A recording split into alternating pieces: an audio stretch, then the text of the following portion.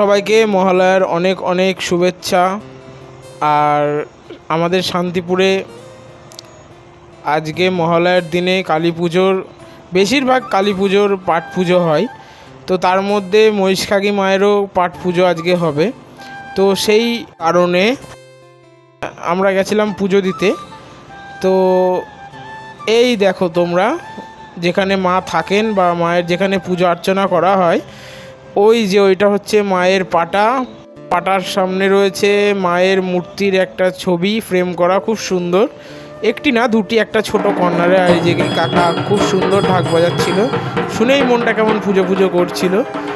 আর মাত্র কয়েকদিন বাকি, এক মাসও নেই, এইবার মায়ের মাটি বিচুলি বাঁধার কাজ আরম্ভ হবে এবং মাটি দেওয়ার কাজ আরম্ভ হবে। তো এখন যাব যে পুজোটা দিয়েছি মা মহিষকালীর, তো তার প্রসাদটা আনতে যাচ্ছি এখন।